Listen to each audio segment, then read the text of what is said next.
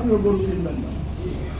কারণ আমাদের প্রথম কথা হচ্ছে আমাদের অর্থনীতির জন্য এটা খারাপ। কারণ আমাদের যারা গরুর খামারি আছেন তাদের ব্যবসা ক্ষতিগ্রস্ত হয় যখন ভারত থেকে চোরাচালানের মাধ্যমে গরু চলে আসে।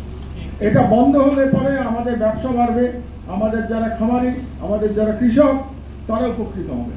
কাজেই দেশের স্বার্থে, জনগণের স্বার্থে আপনারা ভারতীয় গরু জবাই করা, কেনা বেচা বন্ধ করেন, এটা আমার আহ্বান।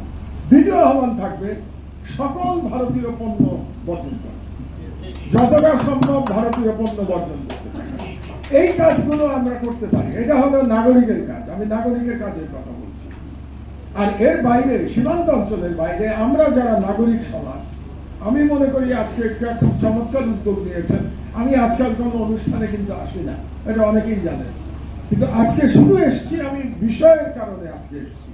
আজকে এটা যদি বাংলাদেশের সার্বভৌমত্বের, আমাদের অস্তিত্বের ব্যাপার না হতো তাহলে আজকের এই অনুষ্ঠানে হয়তো আমি আসতাম না। আমি মনে করি যে বাংলাদেশের স্বাধীনতা রক্ষার জন্য এটা অত্যন্ত গুরুত্বপূর্ণ একটি উদ্যোগ, এবং এই উদ্যোগটাকে আরো বাড়াতে হবে, শহরে শহরে করতে হবে, সারা দেশব্যাপী করতে হবে।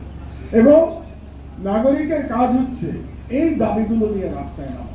কাজে নাগরিকের প্রতি আমার অনুরোধ থাকবে যে আপনারা এই ভারতে যে মুসলমানদের উপরে যে অত্যাচার হচ্ছে তার প্রতিবাদে আপনারা রাস্তায় নেমে আসেন, প্রতিবাদ করুন। প্রতিবাদ মানে এটা না কিন্তু যে আপনি এখানে আবার সংখ্যালঘুদের উপরে আপনি অত্যাচার করবেন, তাহলে তো আপনিও ওদের মতো নিকৃষ্ট হয়ে গেলেন। এখানকার সংখ্যালঘুর অধিকার একেবারে শতভাগ দেওয়ার পরে আপনি রাস্তায় নামবেন ভারতীয় সংখ্যালঘুদের উপর যে অত্যাচার হচ্ছে তার প্রতিবাদ করবার জন্য। কারণ আপনারা যদি আপনাদের সংখ্যালঘুদের রক্ষা করতে না পারেন তাহলে অন্য দেশের সংখ্যালঘুদের বিষয়ে কথা বলার নৈতিক অধিকার আপনার থাকবে না, এটা কিন্তু মাথায় রাখতে হবে। আচ্ছা, এটা তো গেল জনগণের কাজ।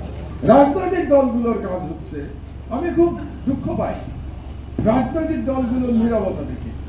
কারণ রাজনৈতিক দলগুলো মনে করে যে ভারত সরকারকে অসন্তুষ্ট করলে, বাংলাদেশে একটা কিন্তু আছে রাজনীতির মধ্যে যে ভারত সরকারকে অসন্তুষ্ট করে ক্ষমতায় যাওয়া যায়।